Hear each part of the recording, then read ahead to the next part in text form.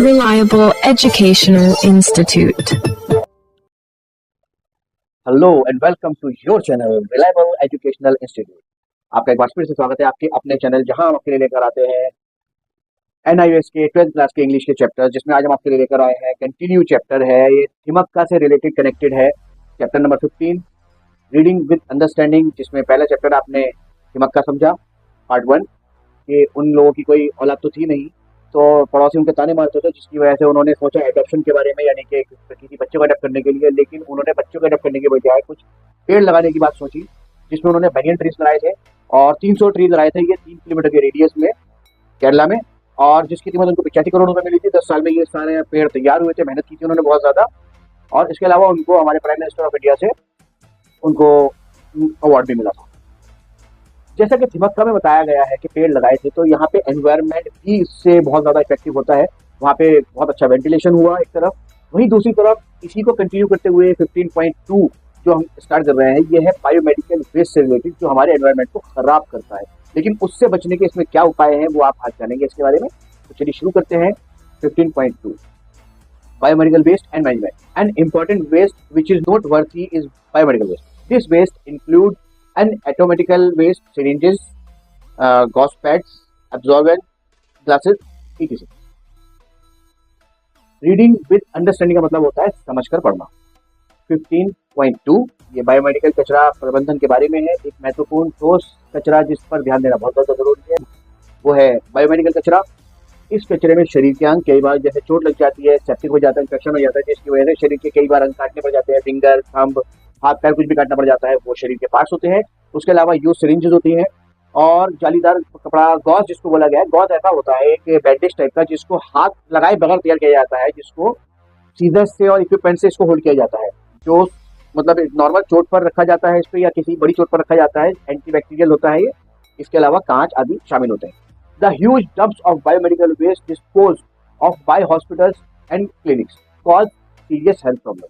अस्पतालों और दवाखानों द्वारा फेंके गए बायोमेडिकल कचरे के बड़े बड़े ढेर गंभीर स्वास्थ्य समस्या पैदा कर सकते हैं। It is not uncommon that in some place these biomedical waste rot either in front of clinics or in street corners. Rat pickers, mostly children, pick up these waste by hand and are vulnerable to attack by the hepatitis virus, jaundice causing virus, and other danger viruses. Ordinances have been promulgated not to dump the waste and for safe transportation in special containers and subsequent incineration in Australia and other countries. Why are solid waste cause was serious concern? The dumping of solid waste spoils the beauty of cities and towns and causes health problems. The garbage mountains become breeding group of disease-carrying vectors such as flies, mosquitoes, rats and cockroaches. Australia और अन्य देशों में कचरा न फेंकने, विशेष कंटेनरों में सुरक्षित परिवहन करने और उसको जलाकर नष्ट करने के लिए नियम बनाए गए। एक सवाल है कि ठोस कचरा इतनी गंभीर चिंता का विषय क्यों है। जवाब यह है कि ठोस कचरा फेंकने से शहरों की सुंदरता खराब होती है और स्वास्थ्य समस्याएं पैदा होती है। कचरे के पहाड़ जो है मक्खियों, मच्छरों, चूहों और तिलचट्टों जैसे बीमारी फैलाने वाले जीवों के पनपने की जगह बनती है।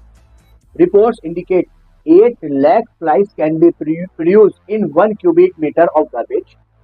रिपोर्ट से पता लगता है कि घन मीटर, यानी कि क्यूबिक मीटर को घन मीटर कहा जाता है, घन मीटर में लगभग 8 लाख मक्खियां पैदा हो सकती हैं। The flies which carry pathogenic organism cause disease such as dysentery, diarrhoea, etc. मक्खियां जो बीमारियां पैदा करने वाले जीवों को अपने साथ ले जाती हैं, जिसकी वजह से पेचिश, दस्त आदि जैसी बीमारियों को फैलाती हैं। Rats which are carriers of insects and other bio organism are responsible for causing plague and was recently witnessed in Surat in 1994. चूहे जो कीड़े मकोड़ों और अन्य जैविक जीवों के वाहक होते हैं, यानी कि एक जगह से दूसरी जगह वो मूव कर देते हैं, शिफ्ट कर देते हैं, प्लेग फैलाने के लिए जिम्मेदार होते हैं। जैसा कि 1994 में गुजरात के सूरत में देखा गया था, वहाँ पे प्लेग नाम की बीमारी फैल गई थी, जिसका असर लगभग पूरे हिंदुस्तान पर था, जिसमें बहुत सारी मौतें हुई थी और बहुत लोग बीमार पड़ गए थे। It is reported that about 25 human diseases are associated with the solid waste. accumulation of litter of surface and junk causes fire. Observe, accumulation of litter surface and junk causes fire hazards and may lead to accidents too. बताया जाता है कि लगभग 25 मानवीय बीमारियां ठोस कचरे से जुड़ी हुई हैं। कचरा बेकार चीजों और कबाड़ के जमा होने से अलग कचरे से आग लगने का खतरा पैदा होता है और दुर्घटनाएं हो सकती हैं। The accumulation of solid waste is a mounting problem with no easy solution in sight. ठोस कचरे का जमा होना एक बढ़ती हुई समस्या है जिसका कोई आसान सा समाधान नजर नहीं आ रहा है। Unlike other type of pollution, preventive measures cannot be adopted in this case.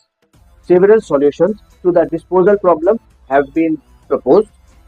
प्रदूषण के अन्य प्रकारों के विपरीत इस मामले में बचाव के उपाय नहीं अपनाए जा सकते। कचरा निपटाने की समस्या के कई समाधान सुझाए गए हैं। The present mode of management is to collect the refuse from various parts of the city, transport it to a remote place where it is incinerated or composted or simply dumped again. प्रबंधन का वर्तमान तरीका यह है कि शहर के विभिन्न हिस्सों से कचरा इकट्ठा किया जाए, उसे किसी दूर दराज की जगह पर ले जाया जाता है जहां उसको जला दिया जाता है, खाद बना दी जाती है या बस फिर से ही मतलब फेंक दिया जाता है जलाकर। The most easy solution is to recycle or reuse the waste. This solves the disposal of waste, also yield revenue besides compensating for the expenditure incurred on its collection in transportation. सबसे आसान समाधान कचरे को recycle करना या उसका दोबारा इस्तेमाल करना है।